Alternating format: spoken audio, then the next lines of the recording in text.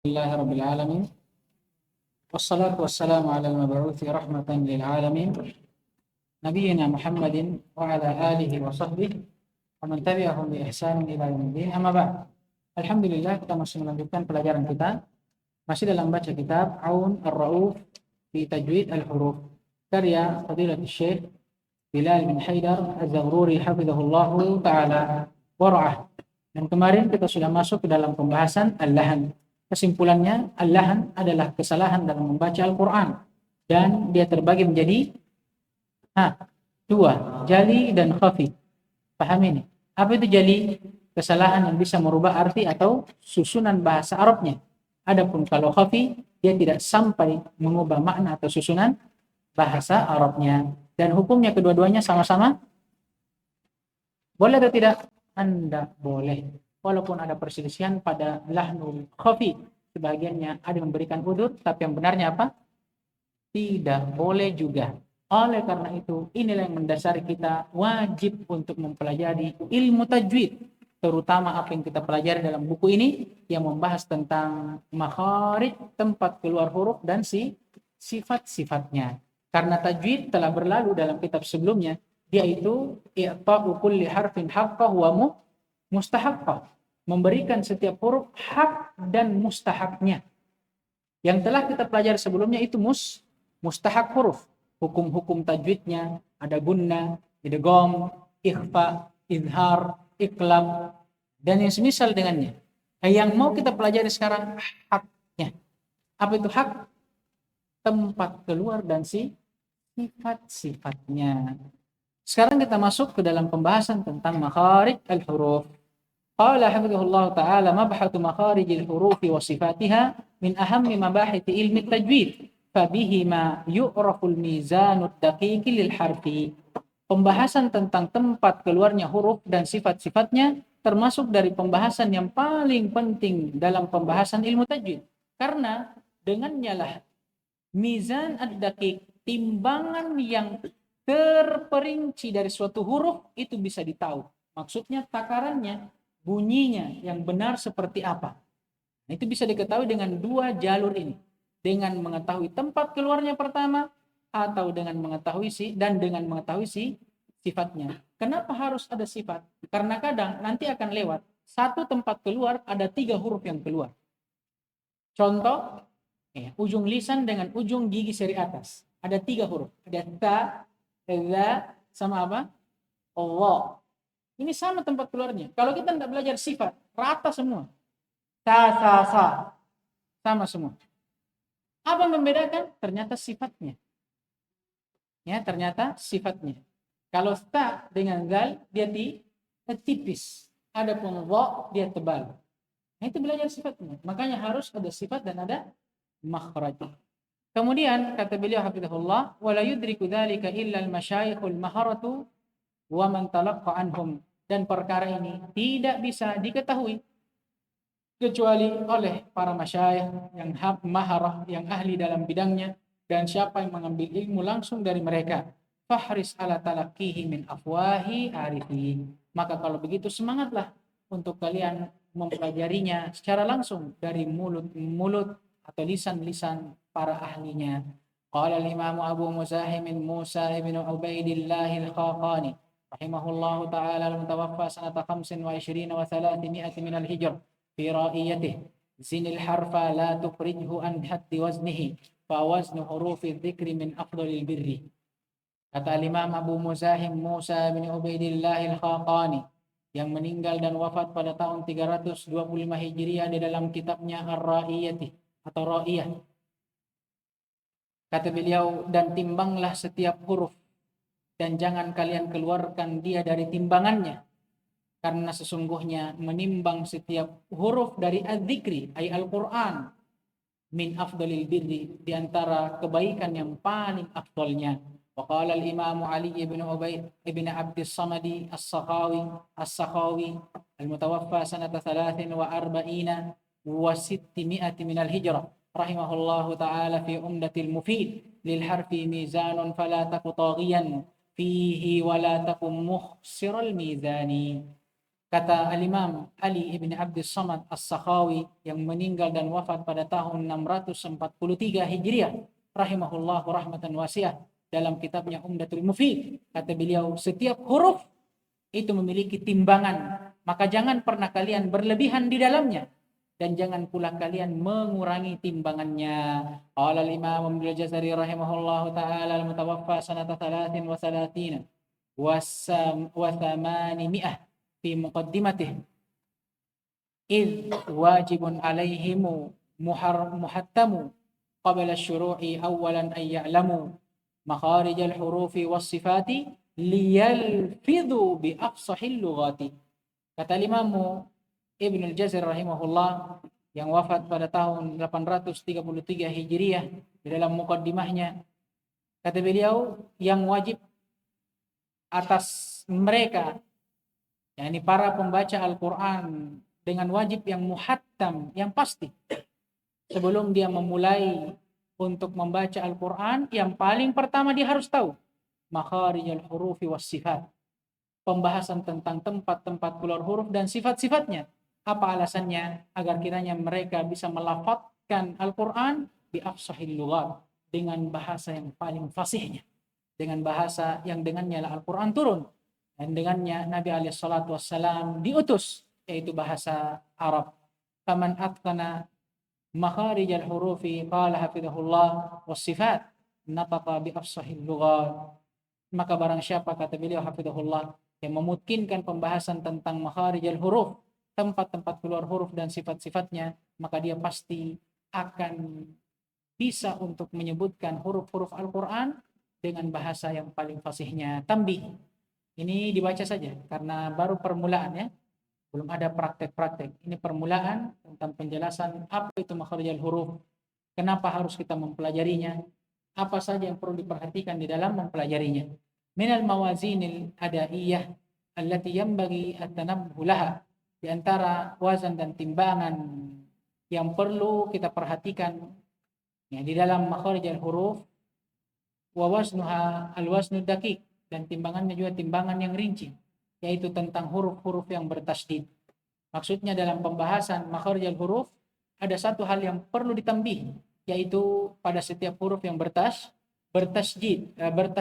Kenapa? Karena kata para ulama, al-huruf al-musyaddad ibarah anil harfain. Ya, huruf yang ditasydid itu dia ibarat dari dua huruf yang disatukan. Fa idza kana qala hafizahullah, fa idza kana al-harfu musyaddadan wajaba 'ala al-qari'i ay yahtamma bihi wa ay yu'tiyah quwwata wazni harfain. Kalau ada huruf yang ditasydid, maka bagi seorang pembaca wajib dia perhatikan baik-baik huruf itu dan memberikan kekuatan dari setiap huruf itu. Karena dia dua huruf, ya tetap kita sebutkan dua huruf dan kita memberikan setiap huruf kekuatannya. Contoh, rabbaka. Rabbaka. Asalnya rabb, kemudian abaka. Paham ini? Itu dari dua huruf. Kata rabbun. Nah, kata beliau perlu ditambih. Di sini karena dia huruf, maka wajib juga kita untuk memberikan kekuatan dua huruf. Iyyaka, jangan baca iyyaka, tapi baca iyyaka. Karena dua huruf. Al-quwwah, jangan baca al-quwwah. Karena kalau kita baca al-quwwah, berapa huruf? Satu. Nah, sedangkan huruf ditasydid dia ibarat dari dua huruf. Wa khassatan, terlebih lagi, idza kana ba'da maddin mithlu al-haqqah. Dan lebih khusus lagi, seseorang harus lebih memperhatikan kekuatan hurufnya pada saat huruf ditasydid yang datang setelah huruf mad. Contohnya al-haqqah. Paham ini? Al-haqqah. Paham? Diberikan kekuatan dua huruf. Fa idza kana dzalikal harful musyaddadu miman aw nunan istabdalna dzalika bi tatwilil ghunnati fihima ma'at tasydidi walakinnahu tasydidun aqalla min baqil huruf. Hanya saja masalahnya sekarang, bagaimana kalau huruf yang ditasydid mim dengan nun? Bagaimana caranya kita berikan? Nah, sama ini masalahnya. Paham ini? Maka caranya itu dengan menggantinya dengan menambahkan panjang bacaannya, panjang gunnahnya pada setiap keduanya. Ya kan? Pada setiap keduanya. Hanya saja tasdidnya ini lebih sedikit daripada huruf yang lainnya. Nanti akan datang dalam praktek penyebutan huruf insyaallah ta'ala. Fa idza ijtama'a ladaina harfani musyaddadani mutataliyan wajaba mazidul ihtimami bitashdidihima wa dhalika misl dzurriyyati illiyun wa tayyarna. Adapun kalau bergabung tadi satu huruf yang ditasdid atau huruf ditasdid sebelumnya mat, sekarang dua huruf ditasdid bergandengan. Kalau ada yang seperti ini, wajib mazidul ihtimam, harus lebih bertambah lagi perhatian kita bitasdidihima, dengan memperhatikan tasdid keduanya. Karena jangan sampai yang pertama yang ditasdid, yang kedua tidak, atau sebaliknya. Yang pertama kita tidak tasdid dan yang keduanya kita tasdid. Padahal dua-duanya bertasdid. Paham ini? Contoh seperti dzurriyyati. Dzurri, ini pertama. Ra. Berapa huruf di sini? 2. Satu sukun, kedua berharakat. Kemudian riyati, ya ditasdid lagi. Nah, ini wajib diberikan kekuatan dari setiap hurufnya. Jangan baca dzurriyyati. Dzurriyyati. Harus baca dzurri. Jangan juga dibaca dzurriyati. Tidak ditasdid ya-nya, tapi keduanya harus ditasdid. Illiyun dan ittayyarna sama. Fa idza ijtama'a ladaina thalathatu hurufin musyaddadatin mutataliyatin. Masalah baru lagi. Bagaimana kalau huruf yang bertasdid 3 bergandengannya? Yang bagi an-nazid al-intibah wal ihtimam bi ihqa'iha waznaha daqiq. Harus lebih perhatian lagi untuk memberikan wazan daqiq, timbangan yang terperincinya. Wadhalika mithl dzurriyyuy yuqad. Mana syahidnya? Dzurri ra. Riyu. Ini ya. Mana lagi? Kenapa bisa yu? Ini hukum apa namanya? Idgham bi gunnah. Ini kan adanya nun sukun atau tanwin ketemu dengan iya, maka nun sukun diidgham, dimasukkan ke ya, kemudian ya yang datang setelahnya ditasydid. Nah, waqad yajtami'u ladaina arba'atu hurufin musyaddadatin mutataliyatin fayambaghi mura'atu dzalika wal yaqadhah at-tammah inda nutqihi. Dan kadang bahkan terkumpul 4 huruf bertasydid yang bergandengan, maka ini lebih lagi lebih butuh kepada mura'atu dzalika, melihat baik-baik, memperhatikan baik-baik, wal yaqadhah al-tammah, kesadaran yang sempurna, inda nutqihi, pada saat menyebutkannya, wa dhabtu waznihi bi syaklin daqiq, dan mendabat wazannya dengan syakal yang daqiq. Wa dzalika misal fi bahril lujji yaghsha. Allahu akbar. Mana syahidnya? Bahril lujji yaghsha. Pertama lamnya tasydid. Jim yang pertama, kemudian jim. Kemudian ya yang pertama dan ya yang kedua. Ya yang kedua lujji yaghsha. Ini sama pembahasannya dzurriyyuy yuqad. Sama-sama masuk ke dalam hukum idgham. Wa yukhti'u katsiruna mimman la khibrata lahum fi adam intibahihim liwazni al-huruf al-musyaddadati fayukhrijunaha duna ay ya'khudha haqqaha kama yubalighu al-ba'du bit-tashdidi fayukhrijunahu an haddihi. Dan kebanyakan dari orang-orang yang tidak punya khibrah, tidak punya keahlian dalam bab ini, mereka keliru dari sisi mana? Mereka tidak perhatian terhadap wazan dan timbangan huruf-huruf yang bertasydid. Sehingga apa? Mereka mengeluarkannya, mereka menyebutkannya tanpa memberikan haknya, kama yubalighul ba'd bitasydid, sebagaimana sebahagian orang yang ada yang mubalaghah di dalam mentasydid suatu huruf, fayukhrijunahu an haddihi, sampai dia mengeluarkan batasan huruf itu dari batasannya. Wala yakhfa annal musyaddada ibaratan an harfain, dan tidak diragukan lagi definisi tentang huruf yang bertasydid, dia adalah ibarat dari dua huruf, sakinun wa mutaharrik. Yang pertama disukun, yang kedua berharokat. Falida, dan oleh karena itu, yu'ta wazna harfain, huruf musyaddad diberikan hak huruf dua huruf. Kenapa bisa?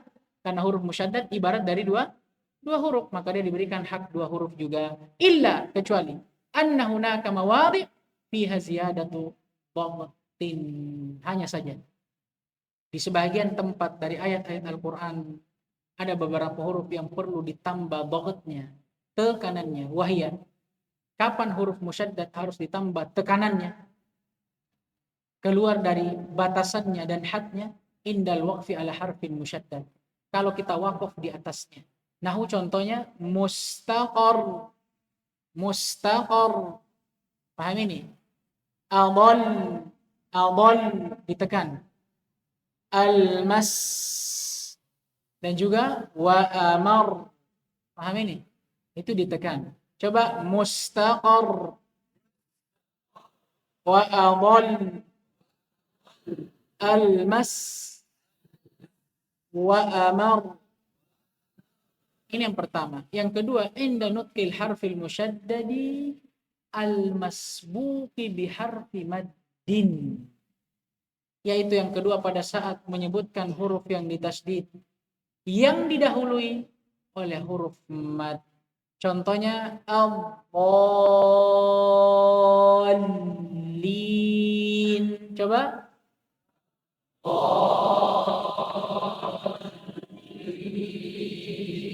was-saffat,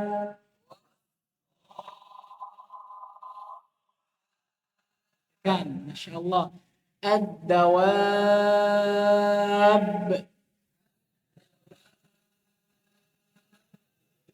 al-had,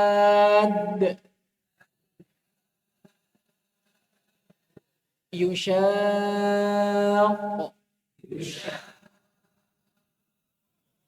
Allah. Yang ketiga, inda nutqil wawi awil ya'i al-musyaddadatain, tatkala menyebutkan waw dan ya yang ditasydid. Baik. Contoh tawwab. Baik, afwan ya. Ini yang bunyi. Baik. Tawwaba. Tawwaba. Nabiyya. Asaw wa kanu. Asaw wa kanu. Aduwwun. An-nabi. Insyaallah selesai. Ini tambih. Dan sekarang kita masuk ke dalam bab makharij al-huruf.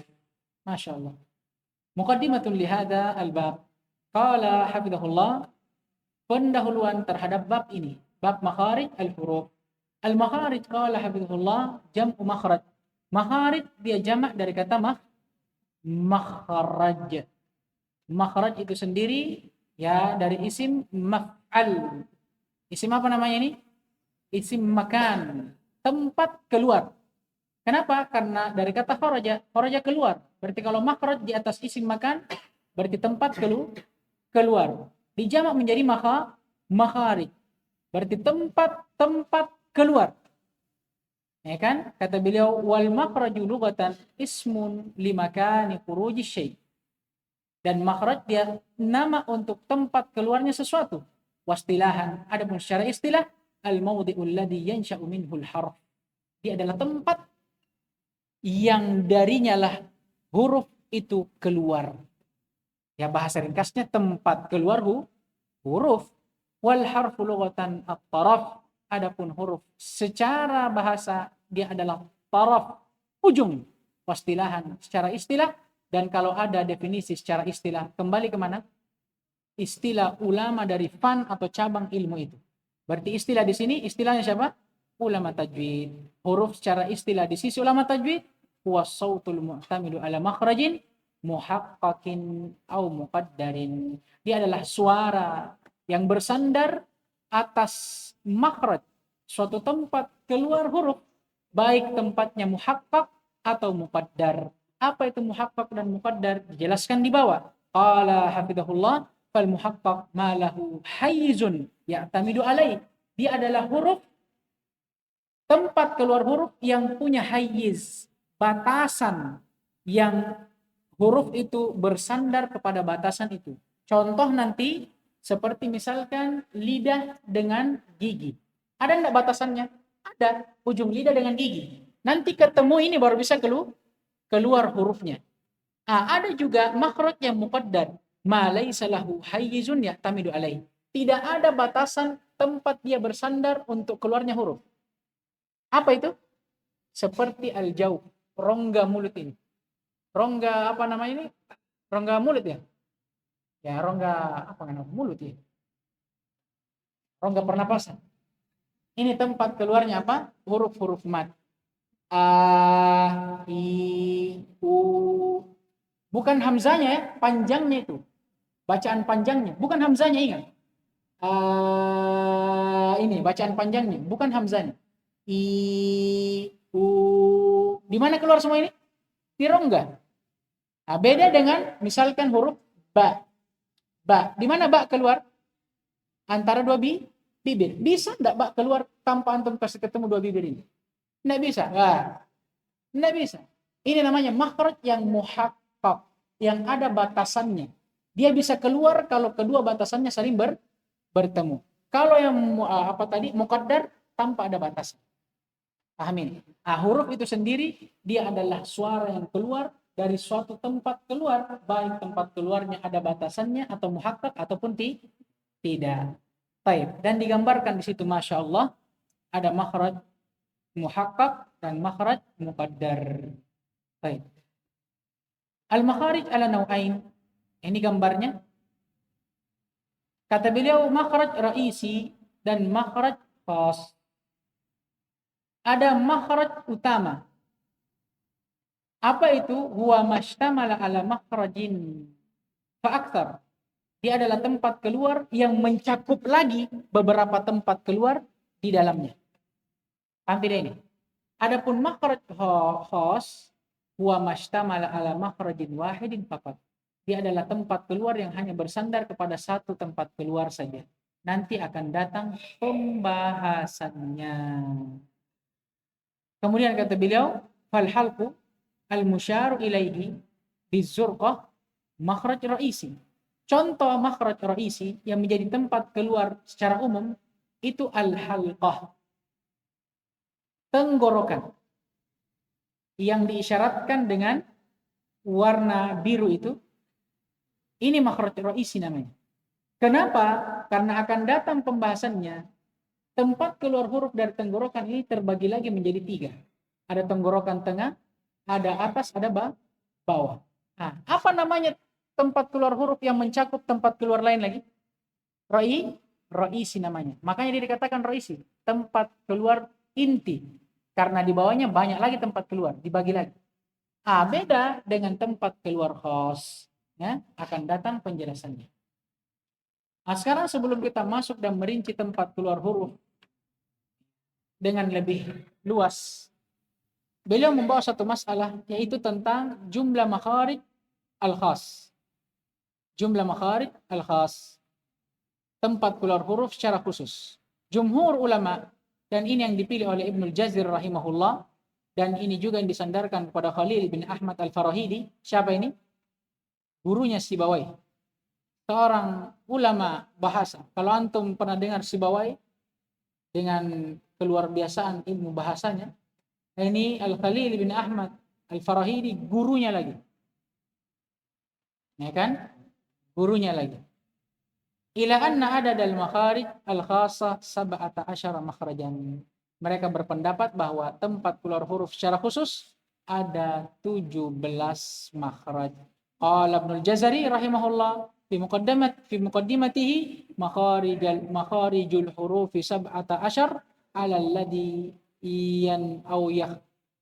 taruhu manihtabar. Tempat keluar huruf itu ada 17 yang telah dipilih oleh orang-orang yang punya khibrah di dalamnya, yang ahli di dalamnya. Dan kemudian beliau menyebutkan perselisihan para ulama di bawahnya. Ini insyaallah antum bisa baca sendiri atau kita akhirkan di pertemuan berikutnya. Nah, sekarang beliau sebutkan di sini al-makharij ar-ra'isiyah. Makhraj ra'isi, makhraj atau tempat keluar huruf yang utama. Kata beliau khamsatu makharij, ada 5. Wa ilaika bayanaha, dan demikian penjelasannya. Yang pertama ada al-jauf, atau diterjemahkan dengan apa? Rongga mulut. Ini al-jauf. Kemudian al-halqa. Al-halqa, tenggorokan. Kemudian ada al-lisan, atau diterjemahkan dengan lidah. Ada syafatan, kedua bibir, dan ada al-khayshum, rongga hidung. Adapun al-jauf, ini hanya satu makhraj dan tidak bercabang darinya makhraj yang lain. Hanya satu saja. Dan ini sebagaimana yang akan datang tempat keluarnya huruf-huruf mat atau bacaan-bacaan panjang. Alif yang disukun, waw yang disukun, ya yang disukun yang bertemu dengan harakat mujanisah sebelumnya. Ini huruf mat, bacaan mat. Ingat ya, bukan ya-nya yang berharakat ya, bacaan matnya. Ingat. Adapun al-halq, maka dia terbagi menjadi 3. Nanti akan datang insyaallah ta'ala, ada tenggorokan paling bawah, ada tenggorokan tengah, dan ada tenggorokan atas. Adapun al-lisan, maka terbagi menjadi 10 tempat keluar. Adapun syafatan, maka terbagi menjadi 2, dan al-khayshum hanya ada 1. Dan untuk al-khayshum juga akan datang penjelasannya insyaallah, bahwa yang keluar dari sini hanya 1 jenis juga, yaitu bacaan gunna atau bacaan dengung. Baik. Kemudian setelahnya beliau akan membahas tentang a'dha an-nutq. Alat yang dipakai untuk mengucapkan huruf-huruf hijaiyah. Paham ini? Alat yang digunakan untuk mengucapkan huruf-huruf hijaiyah. Baik. Hanya saja pembahasan ini panjang dan bersambung dengan pembahasan selanjutnya ini. Kita akhirkan insyaallah ta'ala besok. Dan insyaallah buku ini ringkas. Kita hanya butuh banyak membaca. Kita hanya butuh baca dan banyak praktek. Hanya saja kan belum kita ada praktek-praktek karena belum masuk dalam pembahasan huruf. Insyaallah kalau kita sudah masuk dalam pembahasan huruf, kita sudah mulai praktek. Baik, naktafi bihada al-qadar. Subhanakallahumma wa bihamdik, asyhadu an la ilaha illa anta astaghfiruka wa atubu ilaik.